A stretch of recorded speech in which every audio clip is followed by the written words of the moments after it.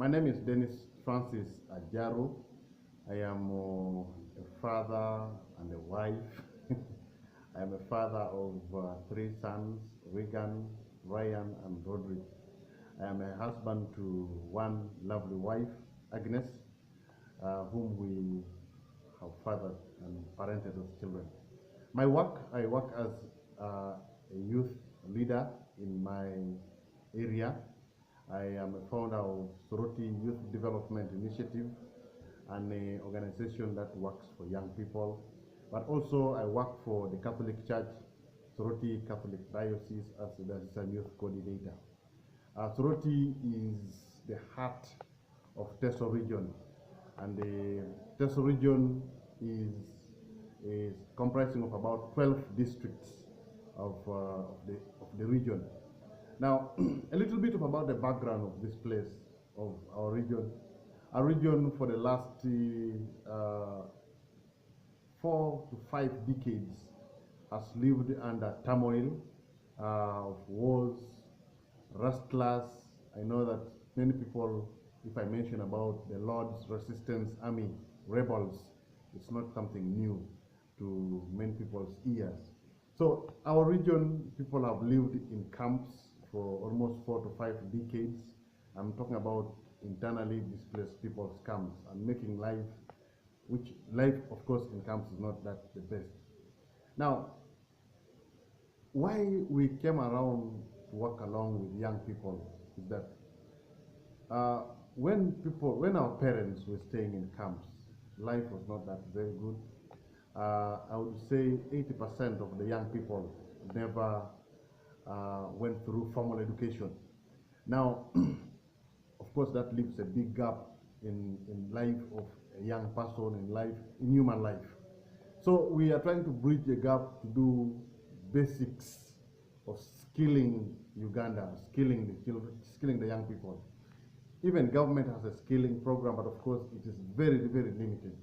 So a number of charity organizations, including SOYODI Youth Development Initiative, have come up with the skilling programs where young people do the basics of life, entrepreneurial skills, tailoring, bakery, horticulture, agriculture, that gives you just where somebody can have a domestic garden, where somebody can be having small fruits, vegetables, where he can sustain his family and also sometimes sell some of those crops.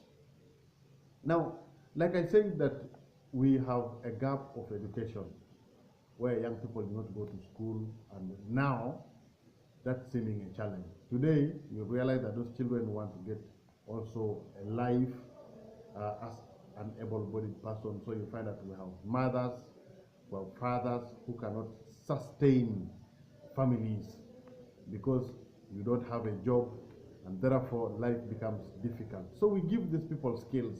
Now those skills today are helping them to sustain their families. A young man will also be doing agriculture, and then a girl or the wife will also be doing a little bit of business, that would be like tailoring, and then also making some mandasi, some bread, and selling around. Now in our tailoring, in our skilling project, we've had a number of success stories, but we've also had a number of challenges left and right. Of course, some of the success stories that we have managed to educate, to help skill a number of girls and young people, young boys. Now, by statistics, we've almost trained about 1,700 young people. But that is not even a quarter of the targeted people that we like to train.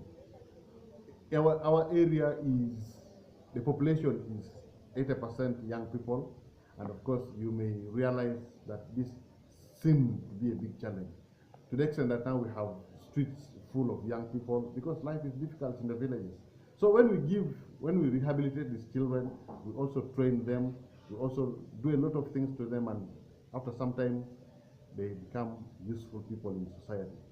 To date, a number of challenges that have been there are ranging from financial, material, also religious related challenges.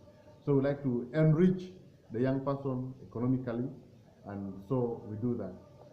I'll be taking you to where our workshop is, where girls do tailoring in a short while.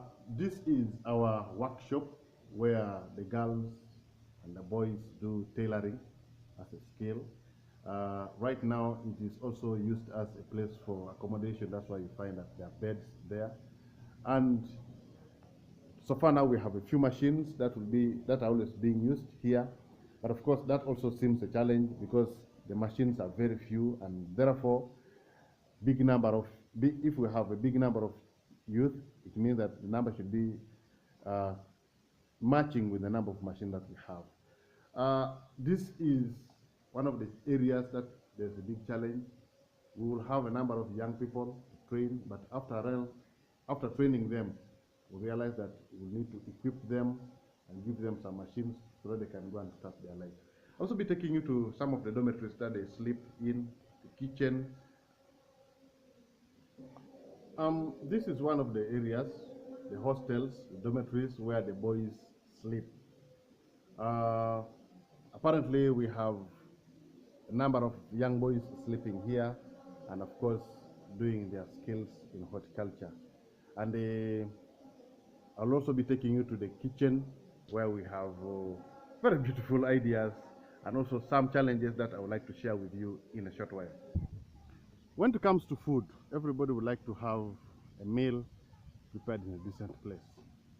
Unfortunately, on our side, it's a different story because at the background there is our kitchen where we prepare the meals for the young people.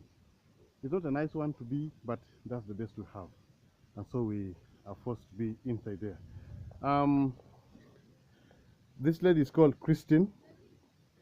She's baking bread for the young people, some of the young people who can eat. This is bread, and then that is the kitchen. And now it's a small one and really in a mess, but that's the best we have. Now, to address the challenge of being small, when we have a big number of young people to host around, we cook from outside. That lady is called Mary. She's currently cooking porridge for breakfast, and then also the other one is a saucepan of beans, which will be for lunch. Now, the challenges about cooking from outside are of course obvious. One, there's a lot of wind interruption, so we burn a lot of fuel in terms of firewood. Then also two, of course, it comes with its own hazards. The other one that is currently eminent right now is that the challenge of rain. When we have the rains come at any time, and therefore you find that cooking is disrupted. When the rain comes, cooking stops. I would speak that there are many challenges than the advantages, but then I know that solving these challenges will be one at a time.